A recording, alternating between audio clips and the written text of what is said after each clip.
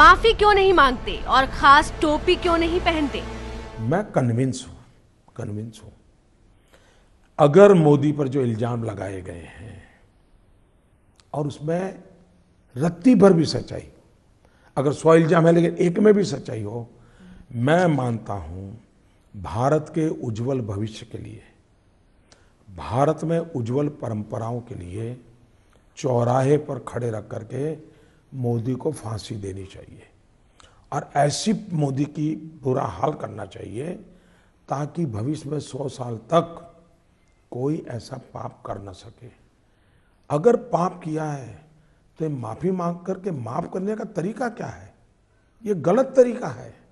माफ मोदी को करना ही नहीं चाहिए, कतई नहीं करना चाहिए। मैं प्रार्थना करता हूं दुनिया की जो भी न्यायिक व्यवस्था है उन सारी न्यायिक व्यवस्थाओं से मोदी की पूरी तरह जांच पड़ताल होनी चाहिए और दूर दूर दूर दूर दूर छोटी सी भी गुनाह या गलती ध्यान में आती है, चौराहे पर फांसी देनी चाहिए। मोदी को कतई माफ नहीं करना चाहिए। और दूसरा, मेरा स्पष्ट मत है कि मैं मेरी परंपराओं का पालन करता हूं, मैं सबकी परंपरा का आदर करता हूं। पालन मेरी परंपराओं का होगा और मुझे इसका गर्व है। दूसरी बात है, हम जानते हैं गांधी को कभी टोपी नहीं पहननी पड़ी, पंडित नेहरू को कभी टोपी नहीं पहननी पड़ी, सरदार वल्लभ भाई पटेल को कभी टोपी नहीं पहननी पड़ी। पिछले दो दशक में ही ये राजनीतिक रंग ले लिया है और मैं अपीजमेंट पॉलिटिक्स का विरोधी हूं। गांधी जी पीएम कैंडिडेट तो नहीं थे? मैं अपीजमेंट पॉलिटिक्स का विरोधी हूं। ये जो अपीजमेंट के सिंबल है उसको मैं कभी फॉलो नहीं करूंगा और इसलिए अपीजमेंट करके, हाँ, मैं ये चाहूंगा कि अगर मुसलमान की टोपी के साथ कोई खिलवाड़ करता है उसको सजा होनी चाहिए।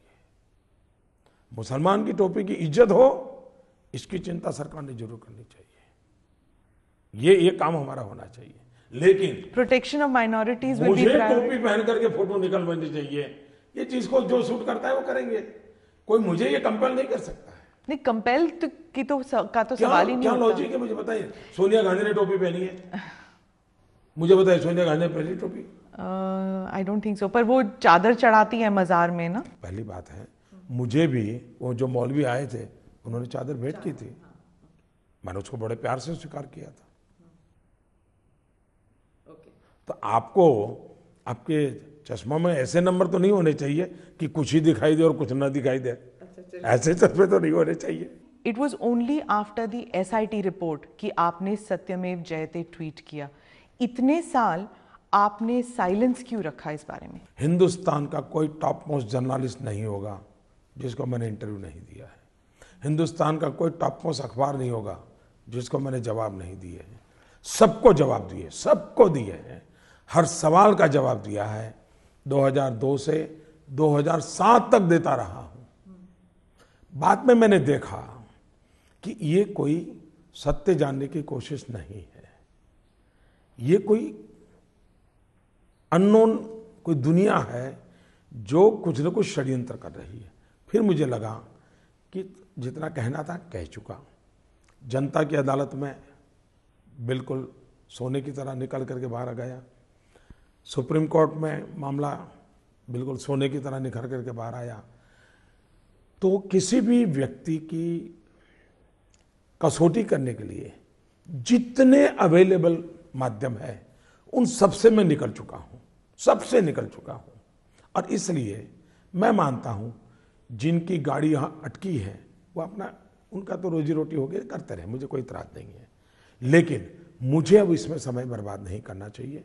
मुझे देश की जनता के लिए बहुत सारे काम करने हैं और इसलिए अब मैंने फोकस किया है कि यही काम मैं करता रहूं। तो टाइम ना आपने सिर्फ ट्वीट किया सत्यमेव जयते, देखिए उसके बाद आप बोल ही नहीं रहे इस बारे में। मैंने पूरा ब्लॉग लिखा है। आप, वही तो मैं कह रहा हूं, please please please ANI and the whole media of the world, just मेरा 2002 से अब तक के सारी चीजों को स्टडी, सब यूट्यूब पर अवेलेबल है। क्यों आप खुद को भी गुमराह करते हो, क्यों देश को गुमराह कर रहे हो? इतनी भी तो जिम्मेवारी होनी चाहिए कि एक आदमी बार बार जवाब दे चुका है, सारे जवाब मौजूद है, थोड़ी तो मेहनत करो जी, थोड़ी तो मेहनत करो। आप 2002 को लेकर आप एवर सिंस देन मीडिया के साथ आपका थोड़ा सा कॉम्प्लिकेटेड रिलेशनशिप हो गया। इतना प्यारपूर्ण रिलेशन है। अगर मीडिया इतनी मेहनत न करता मोदी को बदनाम करने की, तो आज मोदी को कौन जानता जी? कोई व्यक्ति पूर्ण नहीं होता है। क्या मोदी में कुछ कमियां नहीं होगी क्या? मोदी में बुराइयां नहीं होगी क्या? वो कौन बताएगा? मीडिया को बतानी चाहिए। आप चेंज कर लेते हैं अपने आप को जब आप कोई सजेशन देते हैं मीडिया में? मैं बताता हूँ, मैं क्या, मेरे यहाँ अच्छा सवाल पूछा। मेरे एक सिस्टम है, मान लीजिए अखबार में कहीं आया कि फलाने गांव में गड्ढा है, मैं उसको बहुत सीरियस लेता हूँ कि देखो भाई ये कह रहे हैं गड्ढा है, क्या हुआ है, तो मैं इसको बड़ा महत्व देता हूँ जी। अखबार में कोई खबर आ जाए नेगेटिव, मैं बुरा नहीं मानता हूँ, मैं तुरंत उसको, मेरी ऑफिस में मैकेनिज्म है, मुझे पहले रास्ता बताओ भी क्यों हुआ ऐसा, तो मेरे लिए तो ये सोर्स ऑफ इंफॉर्मेशन है। केजरीवाल कहते हैं कि मोदी सरकार आ जाएगी तो एडिटर्स की छुट्टी हो जाएगी। 14 साल से है ना, मेरी सरकार है ना, यहाँ कितने एडिटर गए? मेरे यहाँ से तो कोई रिपोर्टर नहीं गया अभी तक। क्या कुत्ते के बच्चे वाले बयान पर कोई अफसोस है? जिसने ये इंटरव्यू लिया ना, उसने जब ये विवाद किस लोगों ने खड़ा किया,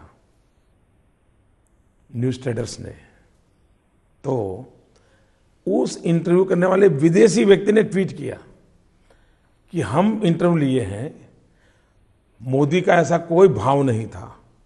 उसने बेचारे ने क्लैरिफाई किया। दूसरी बात है, जो हिंदुस्तान की भाषा और भाव जानते हैं वो जल्दी समझ पाएंगे। हिंदुस्तान की भाषा और भाव दोनों का महत्व है। जैसे मैं कहूँ कि राधिका तूने बांसुरी चुराई, तो क्या फीलिंग आता है? लेकिन वन साइड से Radhika has stolen the flute, मतलब go to the police station and report. ये फर्क है भाव का। हमारे यहाँ कोई भी ऐसी घटना हो तो कोई कहता है, क्या कहते हैं, भाई एक चींटी भी मर जाए तो मुझे पेन होता है।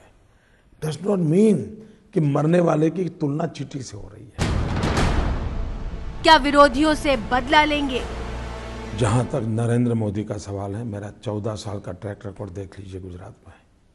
और मुझे तो भगवान ने एक अच्छा सॉफ्टवेयर बना के दिया है कि जिसमें इस प्रकार की नेगेटिविटी को कोई प्लेस ही नहीं होता है।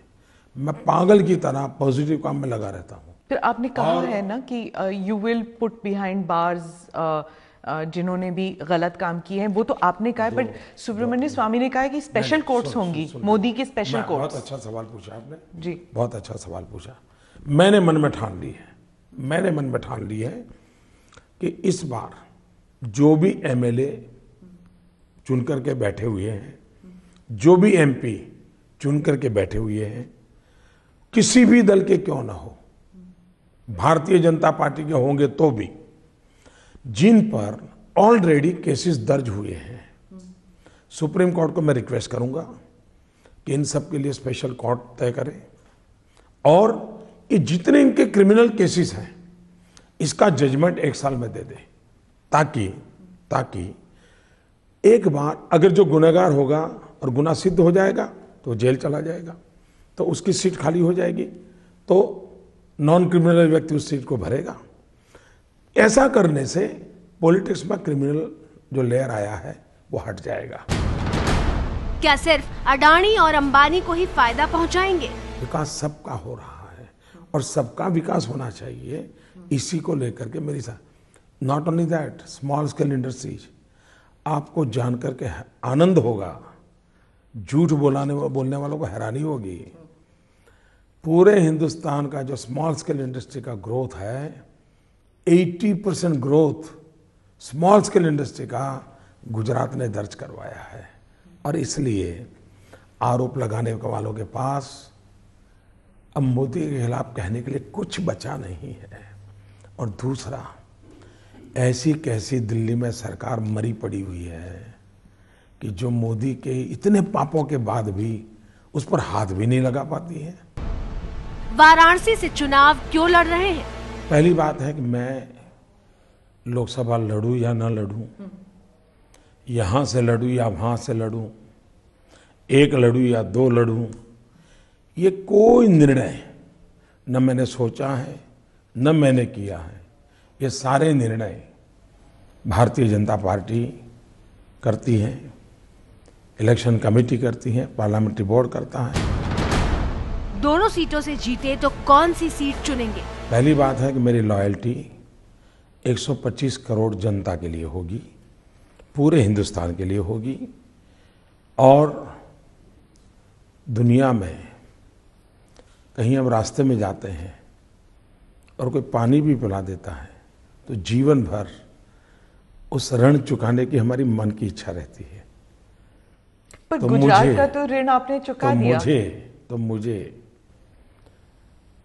जहां से भी प्यार मिलता है, जितना प्यार मिलता है, उसको सवाया गुण का करके वापस करना, ये मेरे संस्कार है। गुजरात का कर्ज चुका दिया है तो क्या वडोदरा छोड़ देंगे? छोड़ना या रखना, ये जनता के मिजाज पर निर्भर करेगा। अच्छा, मेरी पार्टी की रणनीति पर निर्भर करेगा। आप पीएम बने तो गुजरात का सीएम कौन होगा? कोई न कोई भारतीय जनता पार्टी का कार्यकर्ता होगा। आपने अभी जीरो इन नहीं किया। मोदी नहीं कर सकता। भारतीय जनता पार्टी एक संगठन है, वहाँ चुने हुए विधायक हैं, वहाँ इलेक्शन कमेटी है, वहाँ पार्लियामेंट्री बोर्ड है, सेंट्रल लीडरशिप है, सब मिलकर के तय करते हैं आगे गुजरात को कैसे चलाया जाएगा। वाराणसी के मुस्लिमों को कैसे भरोसा देंगे? पहली बात है, मैं बनारस में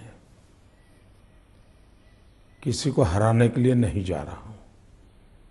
किसी को हराना ये मेरा मकसद नहीं है। मैं बनारस की जनता के दिलों को जीतने के लिए जा रहा हूं। मेरी प्राथमिकता है उनके दिलों को जीतना। और एक बार जैसे ही जाऊंगा, जैसे ही लोगों को मिलूंगा और जैसे ही वो मुझे रूबरू में जानेंगे, not through media, not through my opponents, सीधा सीधा जब मोदी को जानेंगे तो वो लोग मुझे इतना प्यार करेंगे, उतना प्यार करेंगे जितना शायद उन्होंने अब तक किसी राजनेता को नहीं किया होगा। जयललिता के साथ गठबंधन क्यों नहीं हुआ?